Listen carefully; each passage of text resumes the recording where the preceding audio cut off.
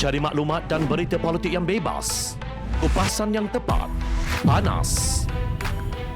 Dapatkannya secara eksklusif hanya di Jom Channel. Komitmen kami, pentasan berita Isnin hingga Jumaat. Berbicara dan isu semasa, kami garapkan secara langsung. Panel-panel berkaliber dan profesional. Interaktif, pandangan anda kami raikan. Jangan lupa bersama kami di setiap hujung minggu dalam edisi khas mingguan. Jom Channel, moving forward, sharing a new experience.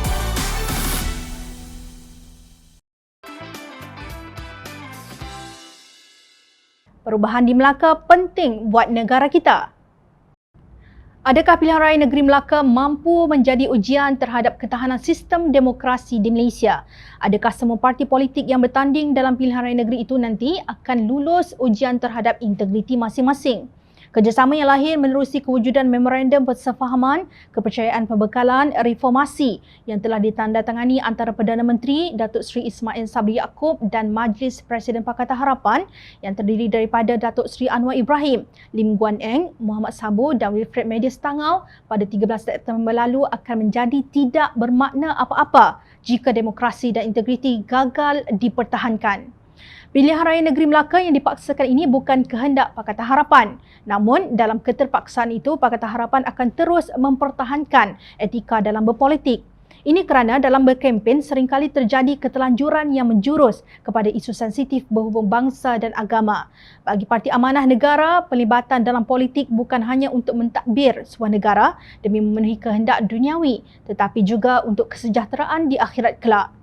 Inilah prinsip yang diperjuangkan parti itu menerusi Rahmatan lil Alamin yang memberi maksud rahmat kepada semua yang ada di dunia ini, sama ada manusia maupun alam sekitar dan haiwan sekalipun. Mengulas mengenai pilihan raya tersebut, Timbalan Ketua Pemuda Amanah Muhammad Taqiyuddin Cekman berkata, pilihan raya negeri Melaka bukan satu langkah yang tepat dengan kehendak rakyat bagi mengatasi kemelut yang berlaku. Bagaimanapun katanya, sekiranya pilihan raya negeri terpaksa diadakan, Pemuda Amanah melihat ini adalah masa terbaik untuk Pakatan Harapan menampilkan calon-calon yang benar-benar berwibawa, berkualiti dan mencapai kriteria untuk merit yang diharapkan rakyat. Rakyat sudah semestinya akan menilai sama ada Pakatan Harapan benar-benar mendengar dan membawa aspirasi yang diinginkan rakyat dengan membariskan calon mempunyai nilai kepimpinan yang diyakini mampu membawa perubahan. Pakatan Harapan juga perlu dilihat konsisten dan menunjukkan komitmen untuk bersama dalam membanteras gejala lompat parti yang membawa banyak masalah kepada negara, katanya. Beliau mengingatkan bahawa penilaian terhadap pilihan raya negeri Melaka bukan sahaja dibuat oleh pengundi di Melaka, tetapi rakyat Malaysia secara keseluruhannya dan berkemungkinan menjadi panduan awal buat mereka untuk pilihan raya umum ke-15 nanti. Jom Channel melihat aspirasi Pemuda Amanah ini selari dengan sistem demokrasi perwakilan yang cuba dipertahankan.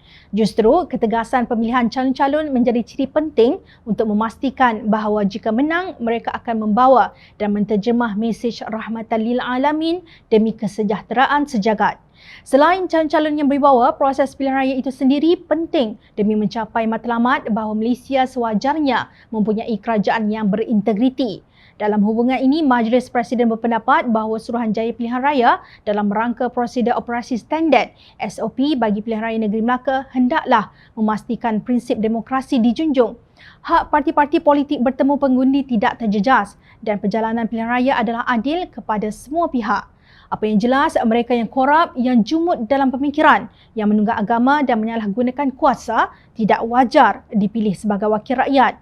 Selain itu, janganlah pilihan raya negeri Melaka ini dijadikan premis untuk menambah fitnah, menyebarkan baikotri dan kebencian kaum. Sebaliknya, perubahan di Melaka akan menjadi cermin sikap rakyat sama ada benar-benar mahu kerajaan yang melaksanakan tadbir urus baik atau yang kleptokrasi. Kalau tidak dipecahkan ruyung, manakan dapat sagunya, pesan nenek moyang kita.